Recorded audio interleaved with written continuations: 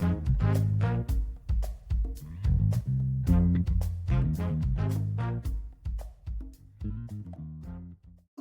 to the Never Too Early Fantasy Football Podcast, where it is never too early for fantasy football. My name is Jeff.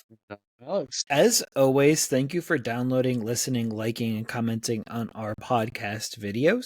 Please join our community by subscribing to us on the socials. Our handle on all platforms is at N2E Fantasy. We're also available on all major podcasting apps by searching N2E Fantasy. Alex, what do we have on today's show? On this episode of the Never Too Early Fantasy Football Podcast, we are recapping all week 3 action of the NFL season, and we will get you ready for week 4. All right, Jeff, let's talk about your local Buffalo Bills matchup Thursday night against the Miami Dolphins, and this is one we both picked the Bills. We were correct. The Bills won.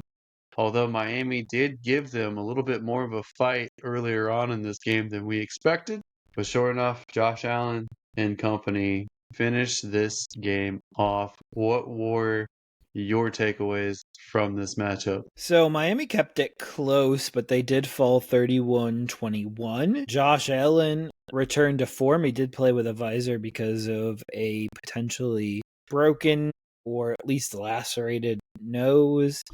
I did notice that James Cook stayed hot as well. Dalton Kincaid came very close to 2 touchdown receptions, and in general, the Bills' pass catchers are hard to play right now and hard to start in fantasy. So Kincaid, you probably can do. Cook, obviously, and Allen is probably your must-starts for this particular roster. And I think much to your chagrin, Alex, Miami did not quit on their coach. They actually played very tough in this matchup. Yeah, they did. Their running backs are able to create lanes. They're just not very successful with Tua as the quarterback here. And maybe they did a quarterback change, maybe they would have more downfield success. But Tua just he can't get it down the field, and you're losing out on guys upside like Tyreek Hill and Jalen Waddle. If you could get a deep ball to these guys, you'd really stay in games. You'd be very explosive. You'd be able to even have a more successful run game.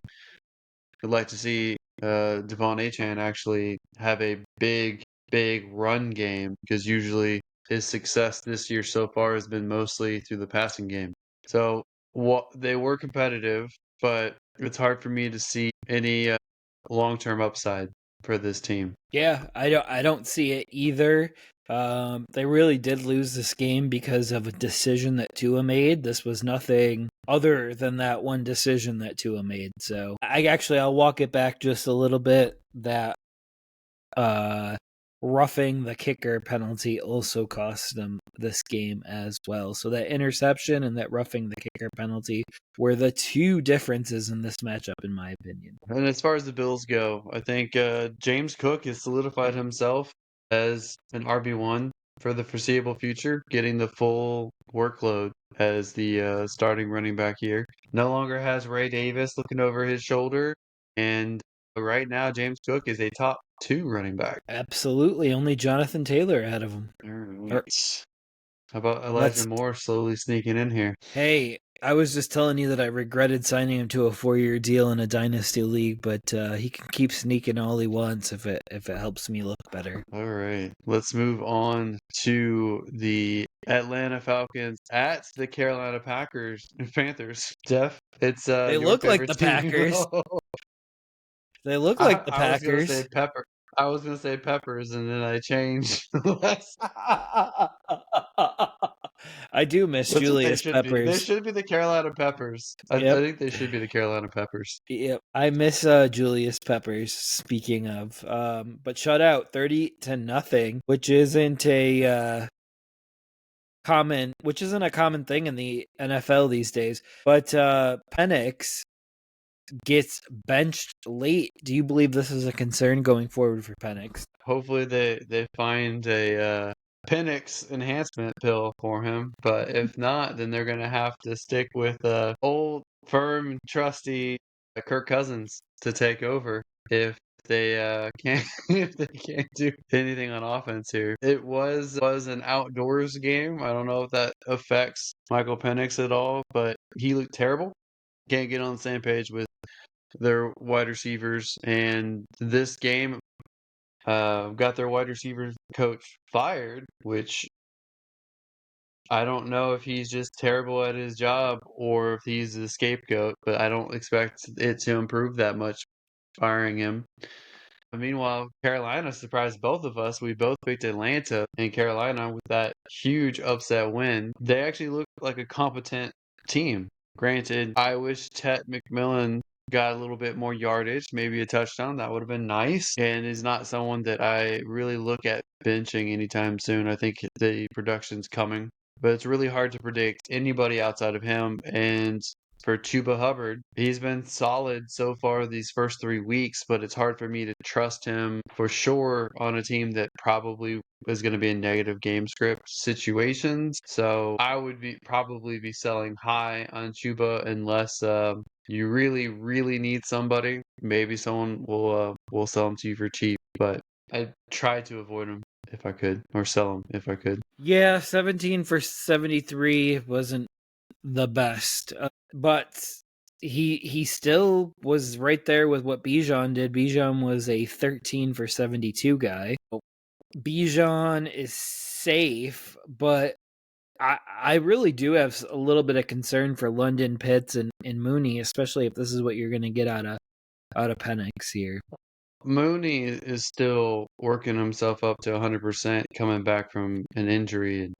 London is playing through a shoulder injury, so I can understand a little bit of issue here. But Kyle Pitts, I don't think he's ever coming back to the explosive player he was his rookie season. The only one to really trust on Atlanta is really Bijan. It's And sad. I'll just clarify on Chuba that there's one league that I need running back help enough that I might actually still trade for him, despite saying he's a sell high guy. Yeah, for sure. I do like Hubbard as a sell candidate. London's slowly becoming a sell candidate. Mooney did have 11 targets, even though you said he's working his way back into the lineup here, so he is the highest targeted player in this game, and we'll see what they do going forward. Anything else on this matchup here, Alex? All right. Nope. Next matchup is the Bengals at the Vikings. We both picked the Vikings. The Vikings won. But this was a battle of the backups, and the Vikings won pretty easily, 48-10. And in this matchup, Wentz and Mason looked really good in their spot starts. And between the two of them, they had 4 touchdowns to apiece. So that is really good to see.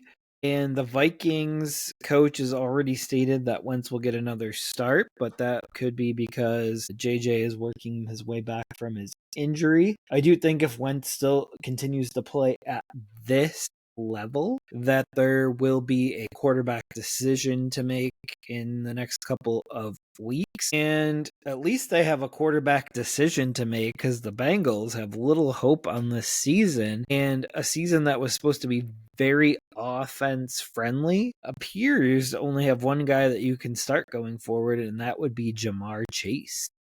I wouldn't start another person on this team. Well, I think this was an unusual situation where the Vikings defense just matched up with the Bengals offensive weaknesses too easily. I think the other guys will be usable, but won't be fun to start.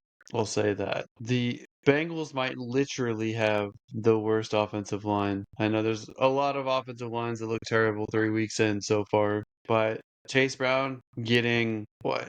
0.3 yards per carry on his 10 carries is abysmal.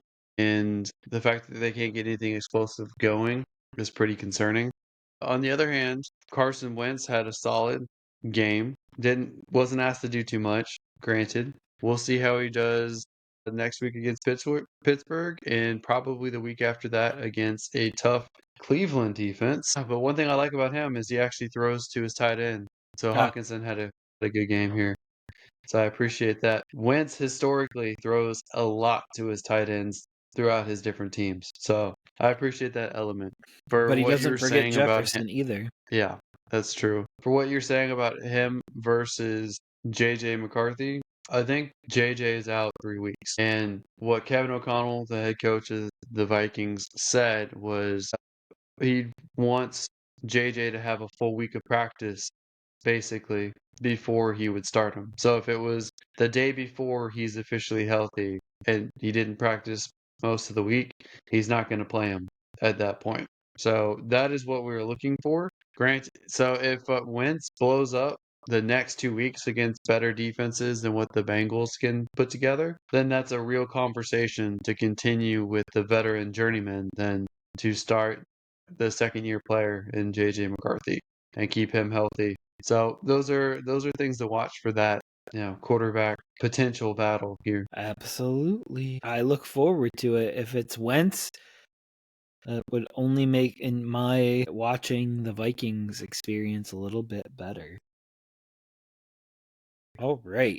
All right. Well, speaking of that tough Browns defense that I was mentioning, we found out just how tough they were when the Packers came to town. And the Browns, we both picked the Packers as they were dominant the first 2 weeks. The Browns upset the Packers and took this game 13-10 in a walk-off field goal, I believe. So, not a very high-scoring game. Very, very defensive, as these are two of the top defenses this year. But the one real bright spot on offense between both teams was the emergence of Quinshon Judkins getting 94 yards on 18 carries and getting a touchdown was pretty impressive. Everything else was pretty bad about this game. Joe Flacco threw 36 times for 142 yards and an interception. Jordan Love looked pretty bad in this one himself. Josh Jacobs really saved his day getting 5 catches for 44 yards to go with his dismal 30 yards on the ground on 16 rushes. Matthew Golden could have had a 96-yard touchdown, but ran out of bounds inexplicably. Like, I know you're saying offline he could have lost his balance and ran out of bounds. I think he just lost track of where the defenders were and thought he was going to get brought down or knocked out anyway. But every angle that I watched it from, he had more than enough room to the sideline to readjust and keep running. Maybe he wouldn't have gotten the touchdown, but he probably would have at least gotten 10 more yards. I don't know what he was thinking there. It seems like a boneheaded rookie mistake that potentially cost the Packers a win because if they scored on that drive, it would have been a lot harder for Cleveland to come back and win. The Packers ended up punting after that big play, and Cleveland ended up scoring on a very, very long drive that ate up most of the clock, a field goal to, I believe, tie it up at that point. You are funny. There's a lot that we don't know about why Golden did that, and that was kind of my whole point. My thought is he may have had a bad grip on the ball, and instead of taking a hit and fumbling or dropping it, he decided to go out of bounds. There's a lot that we don't know of why he did what he did. So to act like it's cut and dry, I feel like downplays the in the moment decision making process. I wonder if anyone has talked to him about it and asked him that question. I mean, surely somebody should have by this point. Yeah, you know how much I love the media. They probably should ask him about this. Anyway, But I'll see if I can find anything on it, but go ahead. yeah, it was his first decent game as a pro though, because he did 4 for 4, 4 targets, 4 catches, which is really cool. Browns are going to be very tough to run against this year, so starting running backs against them may not be a great decision. And a tiebreaker starting for your lineup. Offline, I had told Alex that Isaiah Bond is getting increasing targets. He had more targets than Tillman in this game, so that is interesting. We'll see how this receiving core shakes out at the end of the year. Love Judkins, as you were saying. You gave his yardage total. And what do you think the Browns should do at quarterback? Because I don't think Flacco I don't think starting Flacco is helpful. I think the only rational option they have on their roster is Shedeur Sanders. And I'm not a Shedeur Sanders fan, but I know Dylan Gabriel isn't it. I know Flacco he's too old to be throwing as much as he is. He's more of a game manager. So either you ratchet up your play action and hand off the ball more, or you turn to a younger guy who has the potential to be a starter potentially this year and prove that he is a franchise guy and he was overlooked in the draft. That's really your only option. And then if he stinks, then you either trade for somebody or try to draft someone this next draft. Yeah, I think they got to make a change, and they got to make a change quick. They do have really exciting pieces coming up right now. So they have Bond, and they have Fannin, and they have Judkins. So they have a lot of young pieces that could really utilize a better quarterback situation. Cedric Tillman's been the best wide receiver on the team this year. Yeah, I mean, he got out targeted by Bond in this game, so there is that. Bond is the third or fourth wide receiver on this team, so he probably had the least coverage. But Njoku finally was getting heavily targeted after weeks of Fannin being the guy. Absolutely. All right. Anything else on this matchup before we hop to the next one? All right. So the next one, Alex, I will take here because you baited me into taking the Jaguars. You took the Texans. The Jaguars did win this matchup in a 17-10 victory. My notes from this matchup was Stroud doesn't look particularly well, but he does feed Nico Collins in this matchup. For the Jaguars side of the ball, it does seem like Trevor Lawrence and the team is spreading the ball around, making it frustrating for fantasy players such as Brian Thomas Jr. and Travis Hunter, who did play more on defense this week. So to your point and to your chagrin. But the interesting point for me this week was your favorite wide receiver, Parker Washington, ended up with 11 targets in this game. So he only converted 4 of them, but he had 11 opportunities to catch the ball, and we'll see if that continues. And if it does, he's somebody that you have to own. Yeah, right now he's probably the best wide receiver on the team, which is crazy to say, with Brian Thomas Jr. struggling early on, with Travis Hunter not looking great early on, and playing more and more on the defensive side, Jeff, which something I predicted, something you said wouldn't happen. I don't know what's going on there. I don't know why those two guys aren't being used more. One thing that is understandable is Brenton Strange looks really good at the tight end position there and looks like he is in the tight end one situation here in area, which I'm totally fine with. I think he's someone that I liked as a potential breakout candidate this year, and he's the only one that seems reliable. Parker Washington, I like the usage. He's someone I thought that deserved a chance to step up before they traded for Travis Hunter. But now they've got some egg on their face trading what they did to get Travis Hunter and not really using him. Only had 2 targets in this game, only caught 1 of them. Travis Etienne had a down week this week. The Texans gifted him a touchdown so that they'd get the ball back. Otherwise, he was pretty much stuffed. I pretty much hated every aspect of this performance for the Texans as well. One of their defenders has been letting plays through because he's frustrated with his usage, with his pay, and causing locker room issues. So he was just cut today. So maybe the Texans defense will clamp down more than it already has. But the Texans offense, Nico Collins is the only one startable at this point. Woody Marks is a watch. Nick Chubb is a desperation running back play. Christian Kirk is a watch. And I don't expect much for Jaden Higgins and Jalen Noel until later on in the year. But both these teams are going to have their struggles. They don't look prepared in the passing side for sure, and expect them to struggle on the ground as well going forward until they prove otherwise. Absolutely. Very disappointing loss. They typically do beat the Jaguars in Jacksonville, so this was a tied moment here as far as that goes. You're not going to see either of these coaching staffs get fired because D'Amico has a few years left. Jacksonville just hired their head coach, so hopefully they figure it out soon. Right. Moving on to the other two teams in the division, it was the Colts at the Titans. And we both picked the Colts, and Indiana Jones keeps the Colts undefeated 41-20. And I know we've talked a little bit about Jonathan Taylor in the offseason. I feel like he was underdrafted. He's currently running back 1. He went 17 for 102 and 3 touchdowns in this game. Michael Pittman rebounded in this game as well, but he did seem to be like one of the last targets that they were focusing on. So I don't know if that was just a victim of game script or what exactly was going on with Michael Pittman there. So we'll see if he continues to get targeted or not.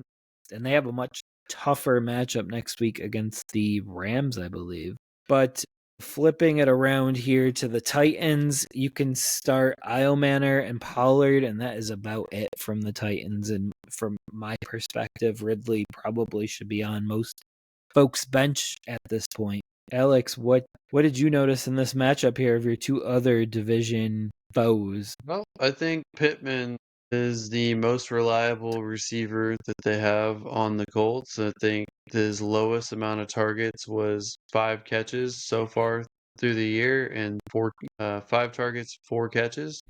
So it's pretty reliable, as reliable as you can get. But man, has Jonathan Taylor been enjoying not having Anthony Richardson as the quarterback, because he's finally getting used and they're finally getting into the red zone and scoring. So he looks great. Tyler Warren had a little bit of a down week, but I expect him to get more usage going forward. It's hard to trust the other wide receivers on this team. They have a lot of talent. It just doesn't seem like they're ever going to need to throw enough to get all of these guys involved. On the Tennessee side, the first 3 weeks have been bad enough that the head coach is giving up play calling duty, and not to the offensive coordinator, but to the quarterback coach. So we'll see how that goes next week against the Texans. But Elik Ayamanor is still playing well, and someone that might end up getting started in people's lineups soon if that trend continues. Tony Pollard finding fantasy points every week despite being a running back on a bad offense that's a negative game script. So that's always impressive. Calvin Ridley is an afterthought and might be getting passed up by Tyler Lockett. Yeah. I mean, that would make a lot of sense. You know, I like Tyler Lockett. We've tried to write him off about 3 or 4 times already, and he keeps rising. So I expect, and I see the IO manner. You just can't get the way that you say it out of your brain, Alex. I'm an O-word. I'll say it how I say it. I I say think it with the greatest respect, because I liked him more than almost any other fantasy draft person out there. I didn't see anyone have him higher than I had him pre-draft. So I like him. Totally fine with him. Absolutely.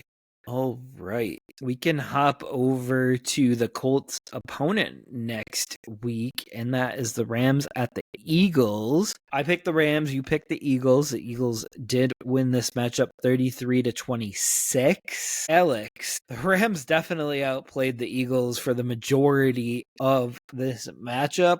But the Eagles did show up on special teams and made the difference in this matchup. And because the Rams were so dominant so early, it forced Hurts to actually be a fantasy asset and use AJ Brown, which was pretty interesting. And I don't think that Puka gets enough praise for being one of the top wide receivers in the league. What are your thoughts, Alex? Well, my thoughts are, I bet you were sitting pretty there for 3 quarters when it was 26-7.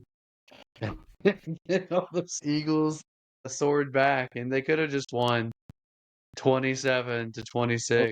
But the big man, Jordan Davis, who blocked the field goal attempt, the go-ahead attempt for the Rams, decided to take it all the way back to the house, and I don't blame him. But I've always felt like the Eagles had one of the better defenses in the league this year, maybe even top three, right up there with Cleveland and Green Bay now. But I think I've been telling you, I think Jalen Hurts is a better quarterback, and they just haven't needed him. And now that they needed him, he's proved he can be one of the best quarterbacks in the league, getting his guys involved. I think they have a problem with Saquon Barkley. I think Barkley's getting the Madden curse, getting overused, getting stuffed at the line. So I think they have a problem rushing the ball, but their receiving weapons are awesome. I think Jalen Hurts is awesome. I think their defense is one of the best in the league. And I look over at the Rams. The Rams have a solid defense, but I'm not a huge Kyron Williams guy. I'm not a huge Devontae Adams guy. He did have that 144-yard touchdown, but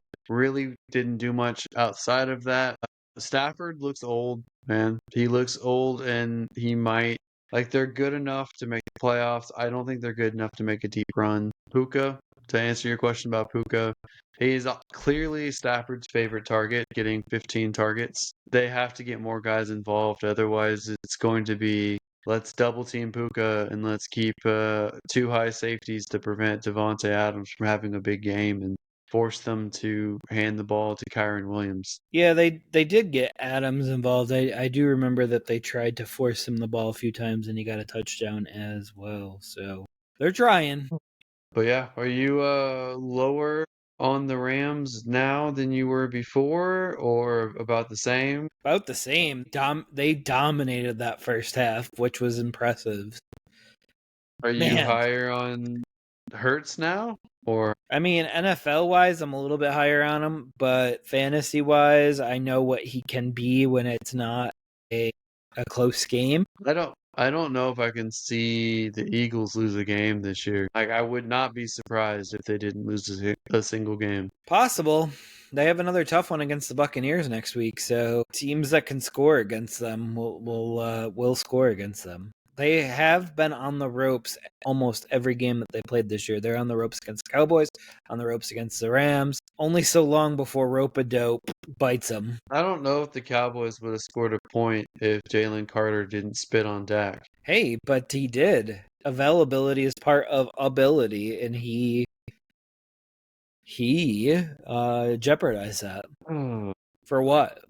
Nothing. Yeah, for nothing. But let's talk about the Raiders at the Commanders, and both of us thought the Raiders had a chance to beat a Jaden Daniels-less Commanders team. Turned out wrong. Commanders still won that pretty commandingly. That is true. That is true. It was 41-24, and Gino looked really, really, really bad in this game, but he did rack up some scoring in junk time with 3 touchdowns to Trey Tucker, who you casually mentioned is wide receiver 4 in fantasy this year. And from this game, absolutely. And your buddy Ashton Genty here, he's struggling mightily to begin the year. I think he's running back 33. I think you made an argument to make him a first rounder or at least a second rounder in fantasy redrafts, and I was like, you are out of your mind. And so far so good for out of your mind team out of your mind. But wow. Yeah. One of the problems that they're having is, we'll just go through all the problems that they're having. Pete Carroll's son is the offensive line coach, which is a huge mistake. A second thing is they haven't coached him up on pass protection. And so they're making his usage very predictable, because if he's not on passing downs anymore, because they don't like his pass protection, he's not catching the ball. The defenses know he's running the ball, so they're going to stack the box and try to stop him, which is why they're hitting him at the highest rate. Below, he has the lowest amount of yards per contact out of any running back. So they're already at him already. And despite that, he has the most broken tackles per carry, I believe, of any running back in the league this year. So he's trying to, and the fact that he can still get positive yards and still average what he's averaging is pretty impressive. And if they fix one of those things, he's going to have a pretty big week. Absolutely. Let's switch to the other team here. Your buddy McLaurin may miss a few weeks with a quad injury, maybe longer. What do you got about that, Alex? Well, I don't know why every single player is my buddy. Whether it's someone I like or dislike, everybody's my buddy. That would be concerning to me. And you would think that Debo would get involved more in that case. But Luke McCaffrey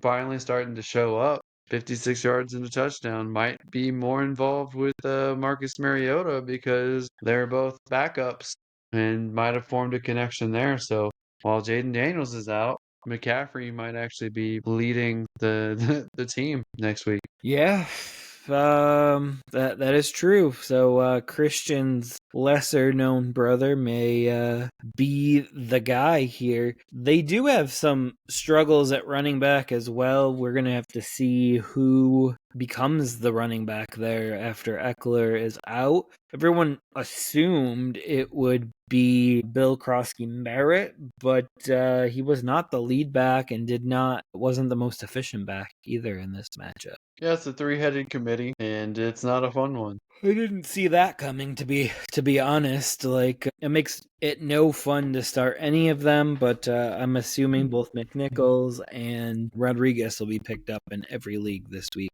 if they already aren't. Yeah. I mean, that was a pretty impressive 60-yard touchdown run from Jeremy McNichols, or almost touchdown, whatever it was. Absolutely. Just, it's going to be hard to start a guy in this backfield for the foreseeable future. Yep. All right. Let's hop over to the Jets You and the ready to- Buccaneers.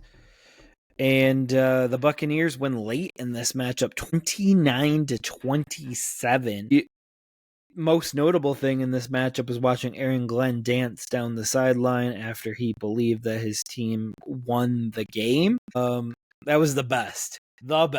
And now I'm rooting for him to actually be a good coach. So we'll see. But Tyrod kept the Jets in this game, kept Garrett Wilson fantasy relevant, which probably was a question or at least a concern of any Wilson owner going into this matchup. The Jets' run game, though, has fallen off of a cliff after that first week. They do have the Dolphins next week, so it should get better. But man, I don't know what to do with Breece Hall right now. Don't love starting him. Don't love benching him. Don't love owning him. But can't trade him either. So there's a lot of don't loves in there. And if we flip over to the Buccaneers, they're going to have a little bit of change here at the wide receiver position. Mike Evans is injured. Expected to miss 3 to 4 weeks with a hamstring injury. Abuka toughs out his injury, is currently the lead wide receiver, but now we get into a point, and this was something that I was hammering you in the offseason about, is what happens when we get to all three receivers, because Godwin should be back within the next week or two, but now they don't have to deal with Mike Evans, so you're ducking and weaving here, this Abuka being at least one of the two starting wide receivers. So we will see what this looks like going forward. Once they get all of their weapons back, the Buccaneers could be one of the most deadly teams in the NFL. And with the way Luka has been playing, I don't know how you could possibly bench him anyway. But he makes some of the toughest catches. Yes, he had that one drop where you could have won a bunch of money, Jeff. I'm sorry that didn't happen week 2. But overall, Igbuka has been phenomenal. And Mike Evans has not been great. And now Mike Evans might break his 1,000-yard receiving streak if he misses 4 games. He missed 4 last year and he got it. So there's hope. There is hope. But they're going to have to pepper him with targets when he gets back. But honestly, with Godwin and Abuka and Evans there, he should be a lot more open when he gets back. Yeah, but how about Baker Mayfield being a dog the first 3 weeks, getting his offensive line as banged up as it was, getting his weapons as banged up as it was. They have no real run game success, and Baker finds ways to win games. I know he got some help from his defense in this one with a pick 6 to help them out, and Yeah, some good returns. And how about Chase McLaughlin? After I cut him for the first 2 weeks where he struggled, he decided to kick 6 field goals and make 5 of them. Kickers are the devil. No, for real though, Baker did tough this game out, has a hand injury. We'll see how much it impacts him going forward. But to your point, I believe that he has to be considered a MVP candidate early on in the season. But as we all know, it's very early in the season still. Still plenty of time for someone else to emerge. I mean, he's playing with a lot of adversity. If they like easily clinch their division, if they walk into the playoffs with a really good record, I think he absolutely deserves it. Absolutely. Uh, he's one of the top quarterbacks in the league right now, which is crazy considering Cleveland and Carolina stints. I mean, Cleveland, Carolina, I wonder if even the Rams at this point would rather have Baker Mayfield than the quarterbacks they have at this moment. I think the Rams are decently happy, but the other two probably are not. I mean, at this point, I'd rather have Baker Mayfield than Stroud at this point. Right? But Daniel Jones is on that resurgence path right now, so maybe there's a thing getting an offensive guru with the quarterback and just rehabbing that. All right. Who do we have next here, Jeff? This is Steelers at Patriots. Yep. All right. We split this one as well. I went Patriots, you went Steelers. It was not a good game, and Steelers won 21-14. So you take the win on this one. Jeff, what were your takeaways in this matchup? I think this won the week for me too between the two of us. This Yeah. particular matchup. May outplayed Rodgers. Fumbles were the story of this one. Give the Steelers the 24-14 victory. Stevenson may have lost his job to Henderson. Gibson also fumbled in this, but Stevenson had 2 fumbles in this matchup.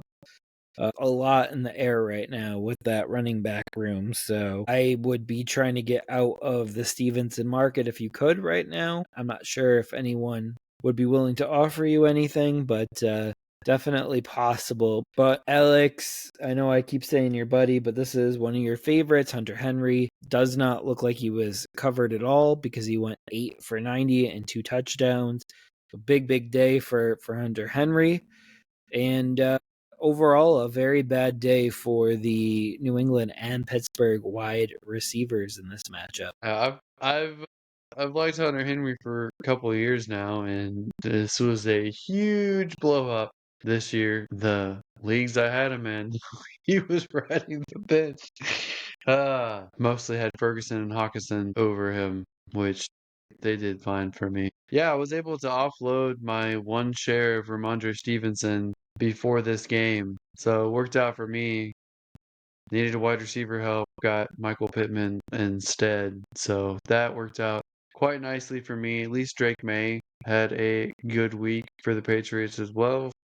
How do you feel about Stephon Diggs? You were really big into him the last couple years, and he has become an afterthought. His usage has dropped each week, despite getting paid a little bit from New England this offseason. Yeah, it's been very disappointing so far, but I will say that he's wide receiver 64. He's also returning from a torn ACL, so it has taken a little bit of time here to get going. Interesting.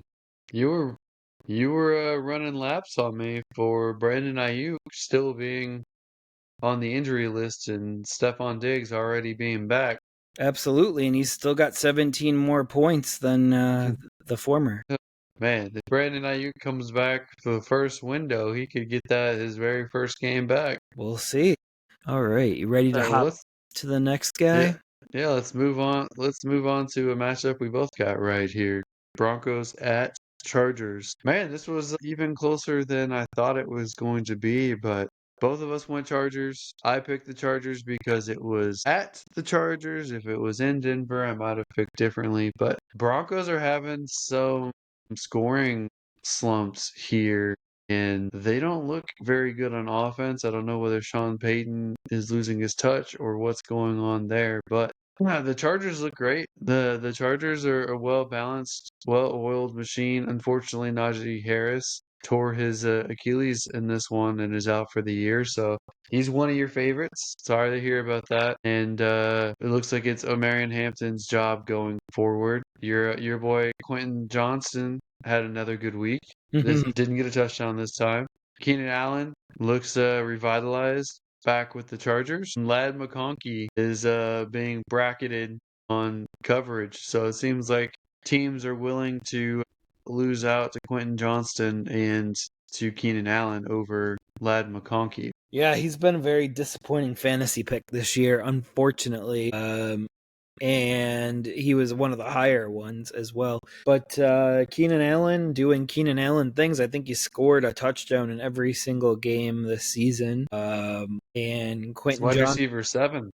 he is, and Johnston's 5. So they don't even need McConkey to be McConkey right now, and that's sad for us people that have drafted him, and I did. So yeah, what about the Broncos? Anything from the Broncos side here? Well, I think J.K. Dobbins had a really good game against his former team, and he was one of the few bright spots for the Broncos. Cortland Sutton almost had a very, very quiet game until he broke out the 52-yard touchdown, which pretty much saved his fantasy week for anyone who had him, but not much to like for the Broncos offense besides those two players. Yeah, and there was people taking Bo Nix inside the top 10 quarterbacks this year, and he's quarterback 20 right now to begin the season. So a little bit of a sophomore slump to begin the season, and that's probably impacting Cortland Sutton and his value a little bit as well. Yeah, I think they'll have a bounce back. This was a tough defensive matchup in Los Angeles, so I expect things to turn around a little bit. Absolutely. Let's hop over to the Saints at the Seahawks next. We both picked the Seahawks. The Seahawks did win 44-13, another not great matchup. Mara was bottled up. Rattler looks bad. Do you believe there'll be a quarterback change anytime soon in New Orleans? Oof. I don't think it'll be an improvement. They definitely put Tyler Shock in for a couple pass plays, but I don't think it'll matter. I think New Orleans is a terrible team and a terrible roster, so I don't think it matters who the quarterback is. I thought Rattler's okay, but clearly outmatched by Seattle and their defense. Yeah, I absolutely agree with. Darnold didn't have to do much in this game because of that defense that you had just mentioned. The 2 touchdowns on 18 passes. Walker goes 16 for 38, but 2 rushing touchdowns in a game where Charbonnet did not play. Man, this is going to be a very frustrating backfield when both play going forward. Yeah, I'm not sure about Seattle's offensive line yet, but it's just a recurring theme for these teams. I don't know whether it's defensive players are more athletic than offensive linemen are, or if people are worse at coaching or scheming offensive line. There's some iffy quarterback play this year as well too, but one thing I know is Torrey Horton keeps scoring touchdowns, whether it's on special teams or on offense, and he is someone that is getting to a point where I feel like you probably are getting close to having to start him, at least in the flex or as a wide receiver 3. Yeah, we will see, and he's probably unowned in a few leagues right now. So I would check the waiver wire to see if he's owned or not currently. But that is about it that I have on this matchup. Anything else from you, Alex? We're on Chris Olave and Alvin Kamara trade watch at this point. Saints lose a few more games, they're probably going to have to blow it up. Absolutely. What about Kamara to the Texans? That's bet. No, because I think Woody Marks is fine, and I don't think Kamara fixes the offense. I'd rather see Kamara go somewhere like Kansas City or the Washington Commanders, where he'll have more of an impact. It's just my Absolutely. thought.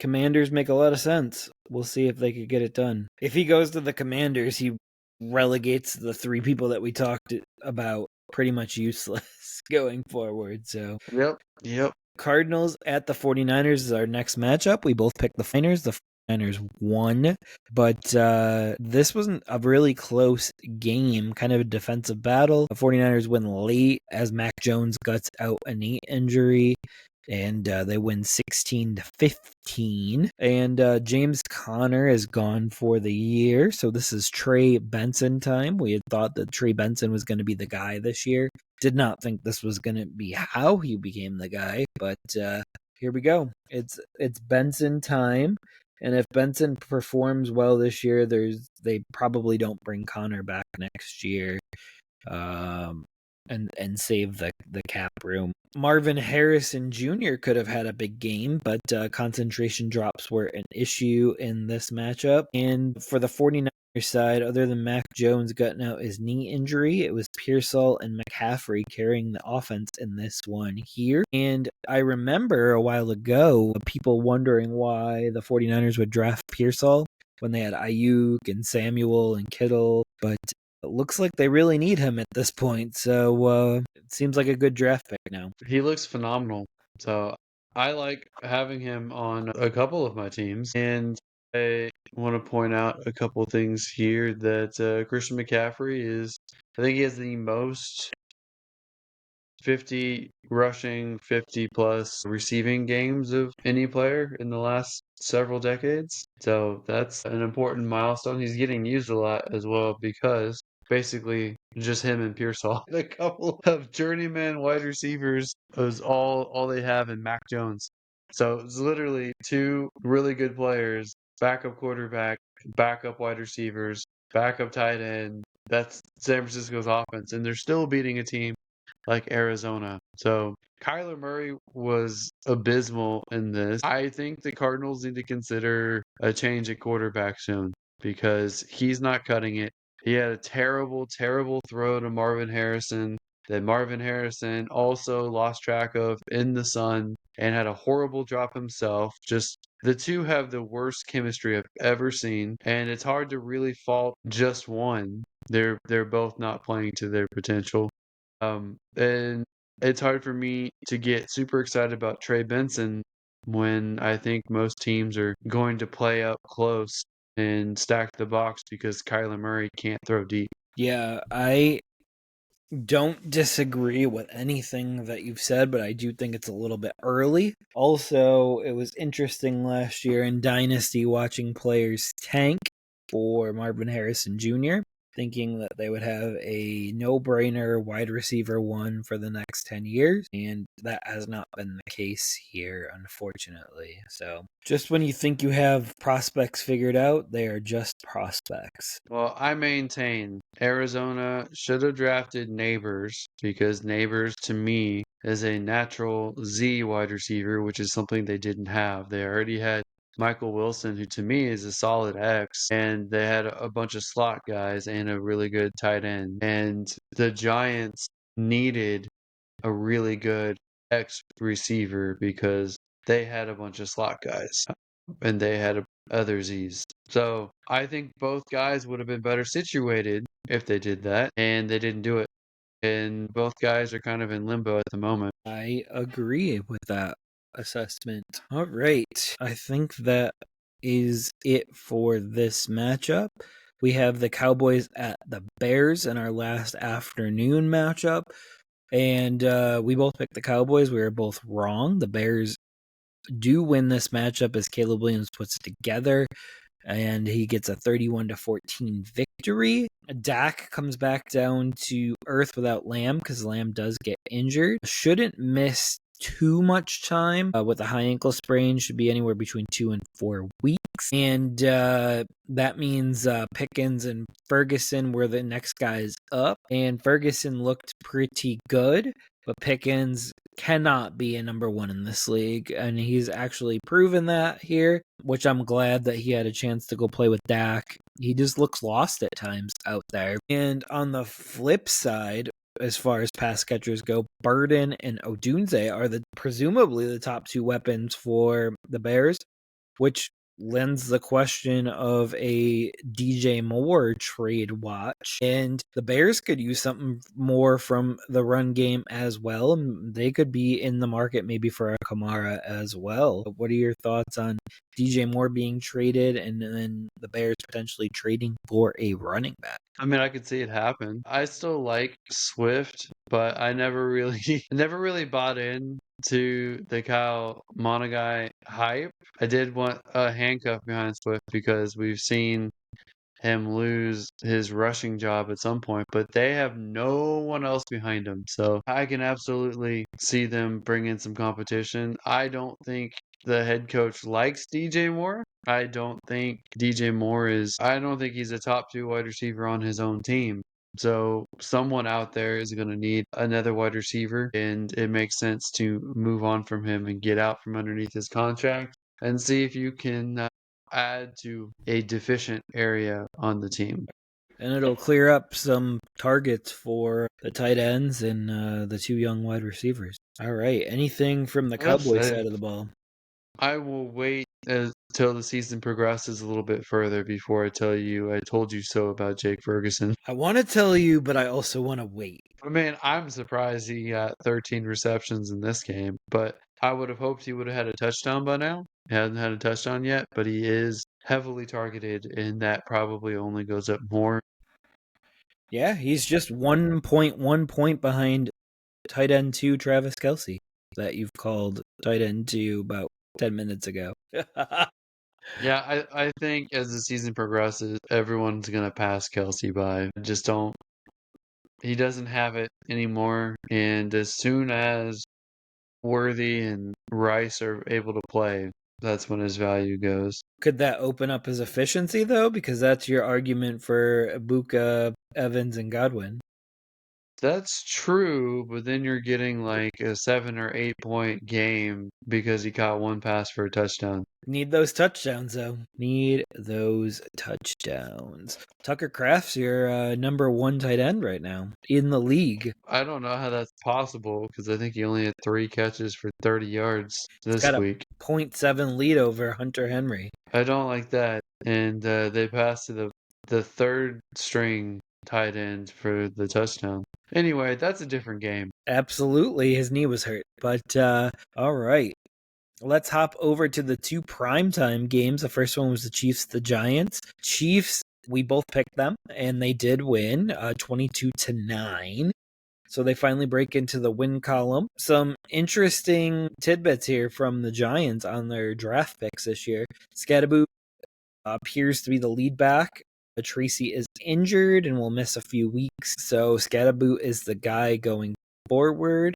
And the Giants are also making the official change to Jackson Dart, and that will start this week. So that is happening. And I know you're down on Pacheco. He does have one of his best games of the season so far, which isn't saying too much. And Hollywood Brown takes a backseat to Juju Smith-Schuster and Tyquan Thornton. Thornton's looking really good. I'm waiting for you to give me a compliment on finally getting that right because he actually looked really good in this game. The Chiefs wide receiver room doesn't make any sense. But for some reason, Tyquan Thornton looks way better in Kansas City than he ever did in New England. So kudos there, Jeff. You keep going at it, and it's finally working. I got Sam Darnold eventually, didn't I? And I'm gonna get Carson Wentz. It was just the 3rd or 4th team for.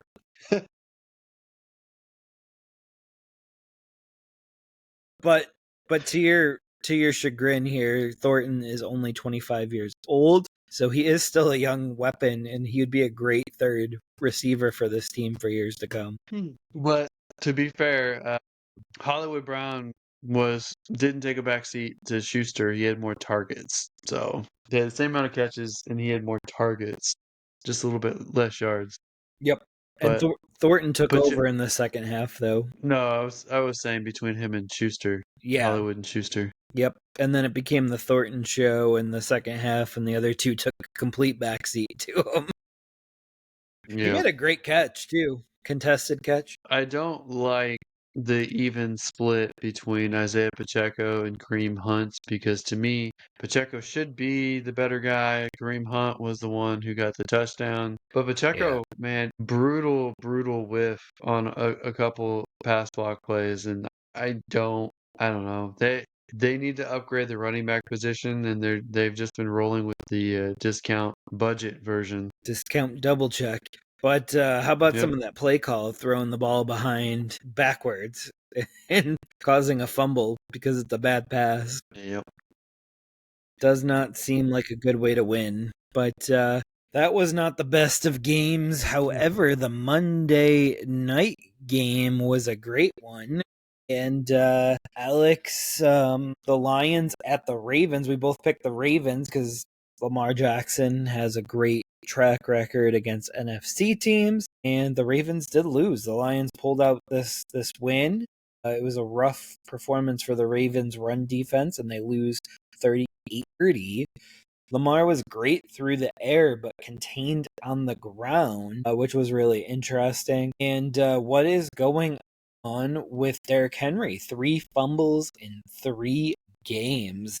Are you starting to get worried about Derrick Henry yet? Yeah, I'm worried about his ball security. He almost threw an interception as well. So he's turning the ball over at a higher rate than he ever has throughout his career.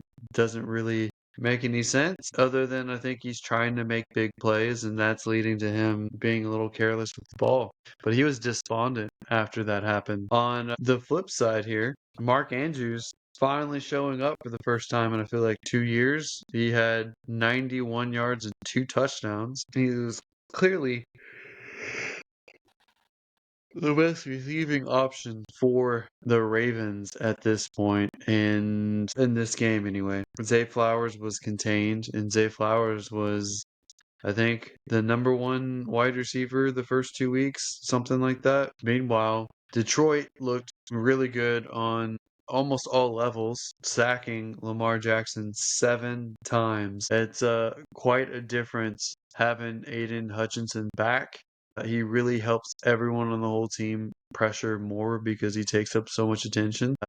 Amon-Ra St. Brown had a good game. Jameson Williams could have had a bigger game than what he had. But what's surprising to me is David Montgomery had a monster game in this one off only 12 rushes. He had 102 touchdowns, outperformed Jahmyr Gibbs, who constantly got stuffed at the line of scrimmage. Not sure what's going on there. This seems like opposite day almost. I know Montgomery is running back 5 on the season so far, which is really interesting. And Gibbs is running back 7. And your buddy Tesla only got 2 targets in this game, which is more than his normal 1 target, and did not catch either of them, sadly. It's okay.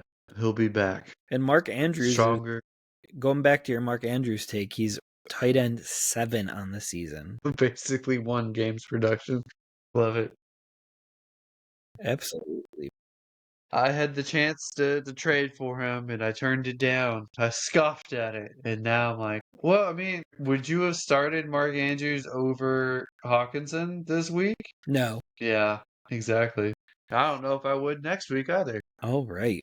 That wraps it up for week 3. We put a little bow on it here. And Alex, I have been doing a little bit of projection reflection here. And before I go into what our playoff teams look like based on the results so far and our projections, our last projections, the current playoff teams right now in the NFL would be the Ravens, the Jaguars, the Bengals, the Steelers, the Vikings, the Cardinals, the Seahawks, the Rams, the Bills, the Chargers, the Buccaneers, the Colts, the 49ers, and the Eagles. So got 6 undefeated teams: the Bills, the Chargers, the Buccaneers, Colts, Niners, and Eagles. So it'll be interesting to see what that changes. I can already tell you I could see the Jaguars exiting this picture very quickly, but I wanted to look at some of our projections where we've been the most wrong so far, where we've had 2 or more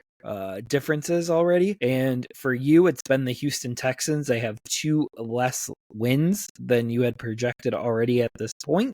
The Buccaneers have 2 additional wins than you had projected at this point, so that's pretty big. I've completely whiffed on the Colts. I had all 3 of their matchups wrong to begin the year, which you can't blame me for that because we did see the Daniel Jones. We didn't really expect that to be a good experiment. The Dolphins have 2 less wins than I had projected. The Eagles have 2 more wins than projected for me. The Buccaneers have 2 more, and the Panthers have 2 more losses than projected this year. But yeah. Already some craziness to begin the year. Sounds like I was only off on 2 2 teams, and 6 teams and for you me. were off on many. Yeah. And my 2 teams I was off on played each other. That was They did. that They was a did. swing there. They did. I only have a 1-point difference on the Texans, so your projections are looking a lot more accurate than mine early on the season. So kudos to you on that, and we'll see what teams make the playoffs here towards the end. I think most of my misses 3 weeks in are 1-score games. This week, obviously, Carolina versus Arizona and Dallas versus the Bears were the only 2, I think, that were more than 1 score. Right. So are we ready to hop over to week 4? Because we are 1/6 of the way through the season already. Let's do it. Let's see if we can power through these. All right, the first matchup here, Thursday night football, the Seahawks at the Cardinals. Alex, who are you taking in this matchup? I'm going the Seahawks. It's a relatively close game. I just trust the Seahawks just a little bit more, even though they're on the road on a short week. Yeah, give me Sam Darnold and the Seahawks. It'll be interesting to see what happens with the running backs for the Seahawks in this matchup. And Benson's first start. Yeah. This Seattle Seahawks team is good on the road for some reason. Hey, it's Sam Darnold. He's just good, period. Okay, sure. All right. Everyone needs to turn their attention to Sunday morning at 9:30 a.m. Eastern Time. The Vikings will be playing the Steelers. The Steelers are technically hosting in Dublin. And in this matchup here, I am going to go with the Vikings and Carson Wentz in this matchup. I'm also going the Vikings as well. I just think the Vikings are a better team, even banged up, than what the Steelers are. The Steelers are a mess. Right. So we are 2 for 2 in our picks, and they are more 50-50 matchups in my opinion, but hey, we're right on the same path. Here's another 50-50 matchup for you, Alex, and I'll let you pick first. The Panthers at the Patriots. I don't think this is a 50-50 matchup. I like the Patriots in this one, and I'm not saying the Panthers can't win, but I think it's more like a 60-40 matchup. So I am going the Patriots. I'm gonna go the Panthers. Yeah, one good game, and all of a sudden you're back on your team. Well, the Patriots really haven't had any good games either, though. Yeah, I think Vrabel hasn't been as good as people thought he'd be. Yeah, the roster is pretty bare, though. This is like half of what Jim Harbaugh entered in with the Chargers last year. Well, I do think on the defensive side, they've been missing Gonzalez, who's been their number 1 corner, but he's been out. So that's hurt them a little bit. But I knew Ramondre Stevenson was going to fumble at some point and tick off Vrabel. And hopefully they'll get Henderson more involved, and hopefully they'll get Diggs or someone more involved in the passing game. Absolutely. All right. The next matchup is the Browns at the Lions. Now, I fully admit that this game could go either way based on what happened last week with the Browns and the Packers. But also, I watched the Lions last night, and I have to say that the Lions will win this matchup. I'm going the Lions as well. And I think it won't be as high scoring as Monday night's matchup was. Absolutely. The next matchup is the Chargers at the Giants. Alex, who are you taking in this matchup? And Jackson Dart's first start. Obviously, I'm going to go the Giants because they're way better than Harbaugh and the Chargers. But no, I'm going the Chargers in this one. I think Dable is one of the coaches that's going to get fired at some point this year, along with the Titans head coach and Miami's head coach. And maybe some other people. What do you think the Jackson Dart can hope for in this matchup? I I don't know, honestly. His range of outcomes are pretty variable. Like he could get 60 rushing yards and a rushing touchdown and like 250 yards through the air on the high side, or on the low side he could probably get like 160 passing yards and 30 rushes. I don't really know. And probably no shot for the victory. I wouldn't say no shot, but right now they are 6.5 point underdogs at home. Right. I'm going to go the Chargers in this matchup as well. And that'll hop us to the next game here in the Saints at the Bills. This game is not even something that I want to talk about. Let's go the Buffalo Bills and move on here. What if I went Saints? No. Go ahead. The 16 and a half underdogs. Maybe I would bet the spread, but straight up pick 'em, I'm going Bills. Straight up pick 'em, going Bills. And if the Bills loses one, that's embarrassing. I agree. The next one is all yours first, Alex, and it's the Eagles at the Buccaneers. This one's tough. My gut is telling me the Eagles win, but I'll probably root for the Bucks. I'm going Eagles, but I'm gonna root for the Bucks. And I'm going to go the Buccaneers in this matchup and root for them. All right. Like, the battle of the winless here. The Titans at the Texans, Alex. Who are you picking in this one? I'm going the Texans. As much of a mess as the Texans have been first 3 weeks, the Titans are worse. If for whatever reason the Texans lost, I think it should immediately be a fireable offense Yeah, I'm going for everybody involved. I'm going the Texans in this matchup as well. I completely agree with you. This should get them off the schneid. If they don't, I think seats would get a little warmer very early in the season. All right. What stinks? What stinks is everyone has long contracts right now. Hey, I've seen coaches with 4 years, 5 years left on their deal get fired, so it happens all the time. Matt Rule, we're still paying him to go coach college. I think we signed Frank Reich to a 4 or 5 year deal and fired him after one, so there is precedent for this. All right.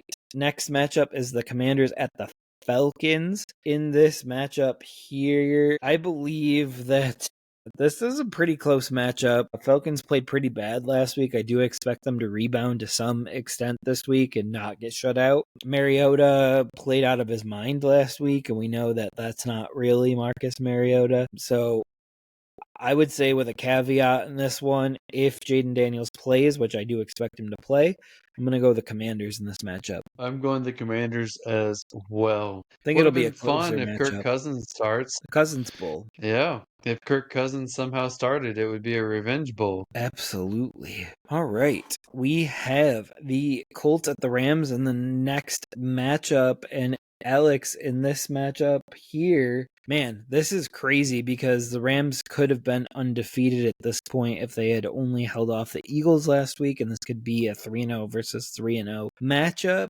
But the Colts going to the West Coast, give me the Rams in this matchup. I'm going the Rams as well. As great as the Colts have been 3 weeks in, I think the Rams are a better team than them. Absolutely. All right, we have the Jaguars at the Niners up next. Alex, who are you taking in this matchup here? Oh, I'm going 49ers, and I'm not even going to think too hard about it. They might be my lock it up of the week. I have one other team that I am leaning more towards, but I'm going to go the 49ers in this matchup as well. I do think the 49ers do lock up the 1 seed in the NFC. And Alex, as soon as we're done with the picks here, I'll tell you all 8 division winners out of my crystal ball. I'll do it really quickly. But I'm going to go the 49ers in that matchup. And the next matchup here, the Ravens at the Chiefs. I am going to go the Ravens in this matchup. I think that they have a lot more to play for and a lot more anger. And they have a lot more firepower on offense at this current moment. Alex, who are you taking? Oh, man, I am also going the Ravens here as well. I don't know if the Chiefs are going to make the playoffs at all.